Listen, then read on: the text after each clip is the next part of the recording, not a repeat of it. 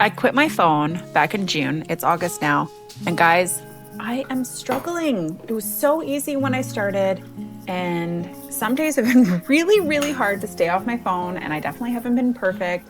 And so I'm really starting to question if quitting my phone is worth it.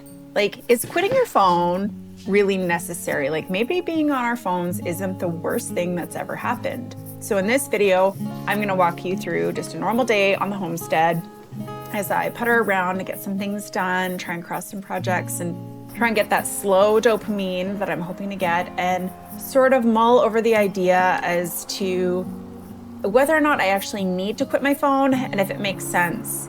Here's a little side story. I have a friend and I was talking to her. She's a content creator and she is making a living off of her phone. She's not using a laptop. She's not using any other devices. She is doing it off of her phone. And does she feel guilty about her screen time? No. And to be honest, I am happy for her. I'm like a little jealous, kind of impressed, amazed, and she's very good at her job. And so I think like, okay, so I wouldn't be feeling bad about that screen time. I would definitely be happy about it. So for me, I don't know why I have this thing in my head and I just like, I don't like my phone. And so I really want to kind of review what makes sense for me and my family and my brain and how the world is going. And I'm going to also talk about what I think about the world is going to look like in 2035. Like, what's screen time going to look like in 2035? And maybe that's something that we need to put a little thought into. So whether you're thinking about quitting your phone or you've already started quitting your phone and you're struggling with the journey, or you want to hear about somebody else's journey, you're welcome to follow along and I'll take you on this crazy adventure on how I'm doing with using my phone as only a phone and a text message. So far this morning, I haven't looked at my phone, so I try and have a goal in the morning where I don't look at my phone for as long as possible, which is why we have the old analog clock on the wall so I can check the time. I usually sleep with my phone on airplane mode, and then honestly, I'm not really expecting any morning messages or emails to pop up because I did quit my job a few months ago, and so it's just me and anybody that might try and reach me at 6 a.m. It's like a world of nobody. So the longer I can put off looking at my phone, the better, which feels really good. And I like to just take it easy with the fam, not rush off anywhere. It's summer break for us, so we're not following any strict agenda, which makes things a lot easier. Granted, we have harvest season going on, so there is still lots to do, and that'll take up the whole day today for what we're trying to focus on. And at some point, I definitely will be picking up my phone. There are so many apples, I genuinely don't even think we can pick them all. And so many have fallen on the ground already. These apples don't keep, so it's a use them or lose them situation. And today I am going to make apple jam. I've already made apple pie filling and apple sauce. And my kids like jam in the winter, so if I don't have to buy jam and it's made with local ingredients, i.e. our own apples, I think that would be good. But I probably won't even get through all these apples, which is crazy. So right now in this phone quitting journey with these feelings up and down, this morning I definitely would have loved to have sat on my phone, rotted my brain for like an hour and a half. And then, you know, when you're like, you see something on Instagram, which is like just the pinnacle of what you wanted to see, and you're inspired and you're like, oh, I'm gonna go make apple jam, or I'm gonna go beautify this part of my property, or I'm gonna clean up whatever and scrub till it's clean. I love that feeling that I get from watching shorts or reels or whatever it is. And today I knew I had to make apple jam because the apples are just falling off the tree. But I didn't look at Instagram, and I'm waiting for that hyped up feeling to want to go and do it. And it just did not come. So I got everything ready. I got my outside workstation going. The kids picked some apples. I picked some apples. And slowly I'm getting my little, what's the word? I would say it's kind of like a mini dopamine release. Like when you start to work on a project, it feels really, really good. And I think that what's happening here is that I'm feeling good because I'm actually doing something myself. Whereas when you're on Instagram, you just watch everybody else doing something and you get that good feeling from it. So this is me actually doing something, and it's just a hill. It's a slower, harder hill to get to the point where you were feeling good because you did something yourself. And maybe sometimes you don't even get to feel good about it. Like maybe this whole quitting your phone thing is like, you know what? I think sometimes I just might not always feel amazing. I might not get my millions of 7-second dopamine hits from Instagram reels in a day, and I just have to be okay with it. Can I reach these apples? I could get a ladder and pick the rest of them. But we're gonna go and make that apple jam right now. What'd you do?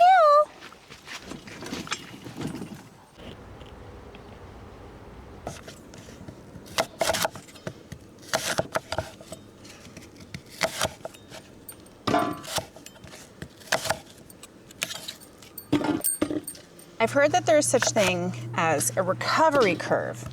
Now hear me out. So when it comes to addiction, and depending on the addiction, there's a different recovery curve, which is kind of like when the cravings are the hardest and that sort of thing. I heard that 70% of women are addicted to their phones, and of that, most are addicted to TikTok. Puke in my mouth. Okay, so we're addicted to our phone. Let's just all agree we're addicted to our phone. So if we're truly, truly addicted to our phones, then it's not this thing that you can just necessarily shut off, especially when it's connected to like these dopamine hits that we're getting all the time. So I think that this is where we really need to like look at this almost as like something that's more of a journey, and maybe it's day by day, and maybe it takes more time. Maybe there's a process. There's like barely any studies that last longer than 8 weeks on the subject. And I think it was like 80% of participants looked at social media or looked at their phones within the first week. So that just goes to show you how hard it is to quit your phone. I mean, our phones are everything to us. This morning I FaceTimed a friend, which I don't feel bad about. That was a nice little chit chat. And I texted with my father-in-law about plans this evening. All good things. And besides that, I haven't used my phone for anything else, but I thought about it. So I quit my phone a couple months ago, and here I am, still not 100% feeling like detached from it. And I mean, my screen time realistically, okay, so since the onset of smartphones, I'm probably getting an iPhone. I've probably had one over 10 years or 10 years, around 10 years, let's say. I've definitely had my screen time above 2 hours for 10 years, and probably between 4 and 6 hours for 5 of it. So this is just gonna take time.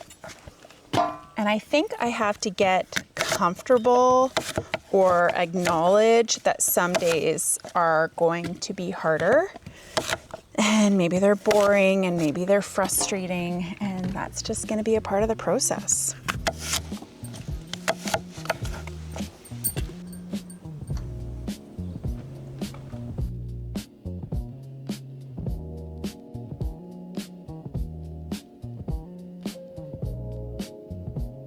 We went on our little bike ride. It was so much fun, and also just so hot. But when we went to the thrift stores, I was looking for like a, I don't know, like old school thermometer that I could put so just outside my window I could look to see the temperature. Because I don't want to be looking at my phone to see the temperature. And it doesn't even make sense because like we live in the country, so like the main reading that would show on the Weather Network isn't actually for like my house. Do you know what's for my house? A thermometer outside my window. So that's what I went to go look for, and I could not find one. So I kind of have like a manky old thermometer, and it said it was almost 90 Fahrenheit, and I think that's like 32 or 34 Celsius. So like it's warm, and that was in the shade. Okay, so to show you what I did to my phone, I deleted everything, all social media apps, absolutely everything like that. I have here my screen time. So you can see it is 47 minutes today, and it's 4:12. And that is it for everything on my phone. So I popped in the house to get a glass of water because it was really hot for a moment there. And when I was in there, I like had to carry my phone with me. Like, why do I have to carry it with me everywhere? Like, I just hate it. So I'm like filling up my water, and we have this like Berkey, and I don't know, it's like trickling out. And I opened my phone and I found the only thing that I could look at Even while making this video today, I did this. I'm like embarrassed to admit it. I opened YouTube and I watched a couple bento box shorts because I love them and they really make me happy. And I think, why did I have to do that? Like, why did I have to do that? And is it the worst thing? Probably not. My screen time for today is, what is it? It's 5:51. It's 1 hour and 6 minutes. The thing that I hate is like, I feel like I don't even have my own brain. Like I don't even have my own free will. And okay, so this is 2026, but let's take this and let's extrapolate to 2030, to 2035, because the technology is gonna change, the algorithm's gonna evolve and grow. You know, what we were watching on Instagram in 2012 with like what I ate for dinner and I'm going out with my friends to a movie tonight is not the same as the polished aesthetic that you're seeing on Instagram now. The world is different. And what is it gonna be in 10 years? Are we gonna be able to detach ourselves in 10 years? And so maybe I do need to get off of it now, even if it isn't the worst thing in my life. But here I have a point. I have one point. Have you heard of phubbing? Phubbing is that moment when you're talking to somebody and they're looking at their phone and you can just tell they're not listening.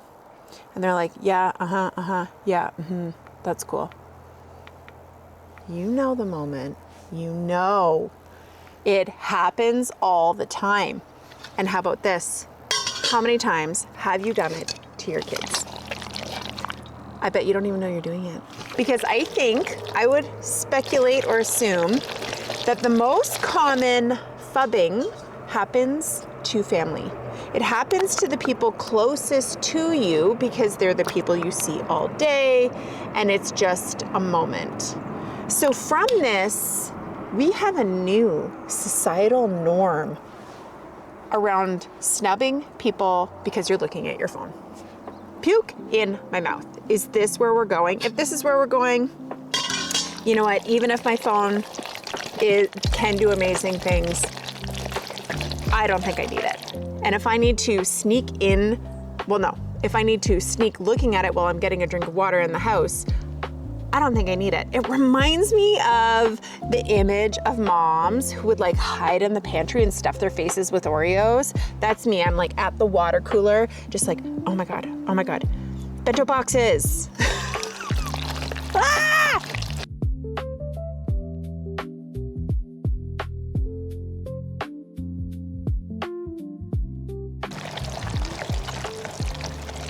So I'm at the stage of putting this apple jam into jars. I've already got one batch in the canner and it doesn't look like how I thought it would look, but I'm gonna have 16 jars of apple jam at the end of this, and I still have a box and a half of apples to do tomorrow. Doing this is fun and rewarding in a different kind of way. Is it slow dopamine? I don't know, but I was really thinking about the why behind why I really decided to quit my phone in the first place. And it's because I really want to be me. I want to be the real me and not the me who has like half a brain, who's been glued to her phone for over 10 years. I want to be the person who can think clearly and articulate a thought without so many ums and so's and okays. I want to be present for my kids. And I mean, maybe quitting my phone isn't going to be all of these things, but I hope that it's like a step in the right direction so that when it is 2035, I'm not lost. I'm not Alzheimer's Sheila at the age of 53. That could happen. I mean, that's not that crazy. I'm thinking about my why, and I'm thinking that I just want to be me, and I want to have my brain, and I don't want to be phubbing anybody. Sounds like a swear word. So I'm gonna keep going. So my goal is a year. I'm gonna do a solid year, and I can't see any reason why I would go back. So actually my goal is forever. I changed my goal. My goal is forever, and slowly I wanna replace all of the things that were on my phone. Like maybe I'm gonna get a map. I actually think I have a map somewhere. I'm gonna put it in the truck. I'm still gonna try and find a cuter thermometer to put outside the window. And I wanna find a little, don't even know the word, a timer for the kitchen counter. Well, I would love to hear your why. If you have a why of why you're thinking of going analog and quitting your phone, I would just love to hear it. And I'd also love to hear if anybody is trying to do this and struggling. Like, is it as easy as flipping a switch? It felt like that in the beginning, but it's been a little bit harder. if we're all being honest with ourselves, because we're trying to be us. Well, if you've made it this far, thanks for watching, and we'll see you in the next one. Bye.